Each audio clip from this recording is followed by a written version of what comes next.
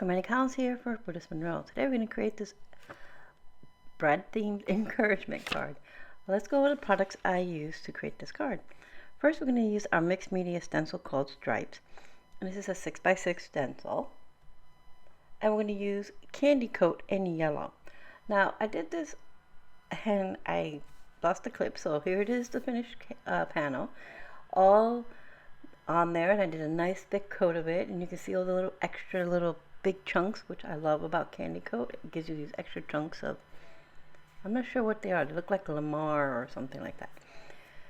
We're going to use that in coordination with the Baked Fresh stamp set. We're going to use all the little breads. We're going to use the sentiment that reads, "Enjoy life, it's delicious," which is right here. Keep in mind this is a 22-piece set, so you get plenty of sentiments and lots of fresh baked goodies to play with. Today we're going to use all the breads in our stamp set. So here they all are colored. I have this one down here, this Italian loaf, our brioche, our baguette, this little, I'm calling it a croissant, don't know if it is, but that's what it reminds me of. I'm going to add a 80-pound brown cardstock. And from Not Your Mama's Cardstock, I have my card base. I have everything ready to go. All we have to do is stamp our sentiment. This one's going to go pretty quick. Like I said, I lost the footage of me putting the candy coat. But basically, I laid my stencil on top of my piece of Not Your Mama's Cardstock. And I just pushed it through with a spatula, peeled off the stencil, let the panel dry, and washed everything immediately. You know, stencil, spatula, etc. I use my stick and stamp mat to hold everything down while doing so. I also have, as you can see, a stick and stamp mat in my stamping platform. I like to have one in there to hold smaller pieces of paper like I have here. And it holds the paper. Now the magnets are holding down the stick and stamp mat because it's a plastic mat and it will slide. But it doesn't hold on my paper, as you can see. I just shook it. Alright, so I'm going to put the cover sheet back on there to keep that nice and sticky and move our platform out of the way. I'll clean my stamp after we're done. I'm going to trim this down. I'm going to trim this down into like a banner. So, a hanging down banner, excuse me. Excuse me. And we're just going to trim down the sides, and then I'll fishtail the end. I'm going to trim a little bit off the top as well. And we're going to lay this on the upper left hand corner of our card. So I'm going to trim this down up here, remove all the extras. We're going to take our little trimmer out of our way, and I'm just going to bring all the components in. With my scissors, I'm going to trim up into this little rectangle, and then from the corner to that little snip that I made, I'm going to cut in an angle. Repeat it in the other side, and now I have a fishtail banner. So now we can start building our card. So I'm going to start by adhering our I'm sorry, I'm not going to adhere it just yet. I'm going to put a little bit of foam adhesive on the back of our fishtail banner. And I'm just going to set that to the side. And now I'm going to start adhering. I'm going to grab my Barely Art glue and start adhering our card panels together. So I like using liquid glue because, of course, it adheres pretty quickly and it gives me some wiggle room because it's wet and lets me make sure everything's adjusted and centered where I need it to be. And Barely Art is a really good glue. Now I'm using quite a bit here. You're thinking, well, if it's a good glue, why are you using so much?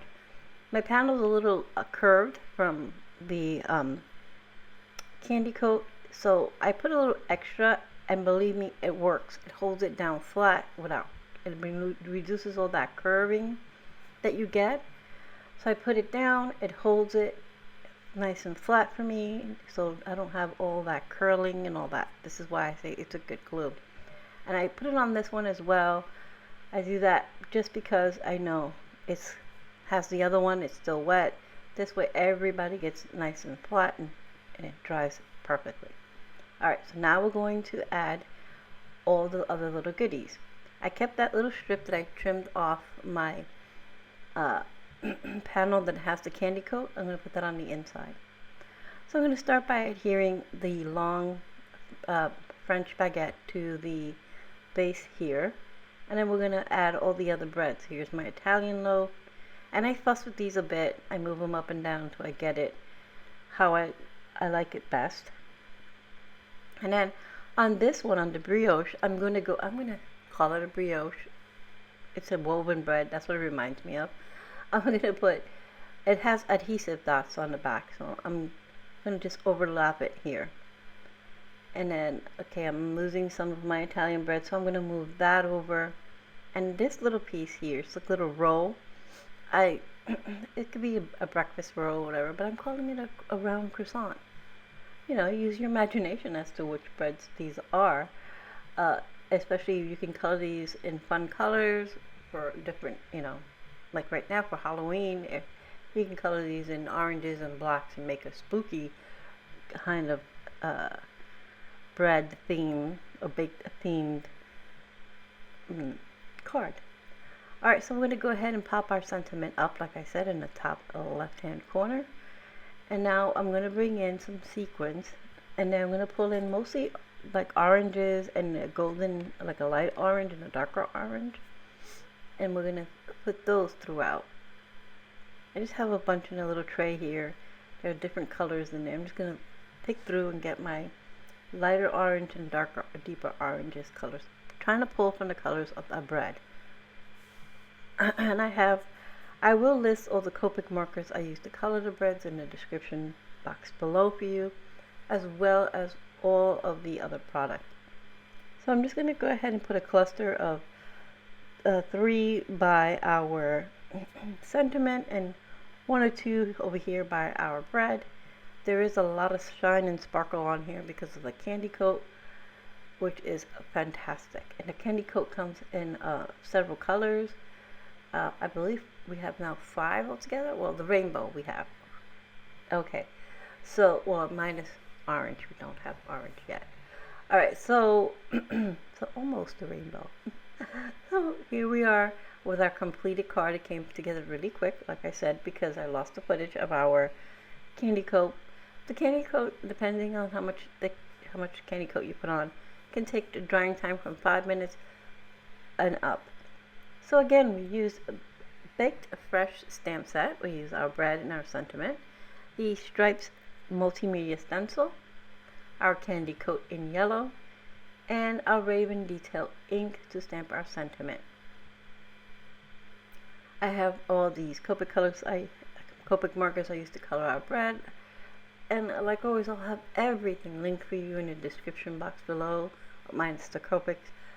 You've shop those where you find the best price for yourself, but I'll have all the other items, the Brutus Monroe items, linked for you in the description box below. Thank you for being here. Here's a close-up of our card of our candy coat. Thank you for being here, and I hope you found some inspiration.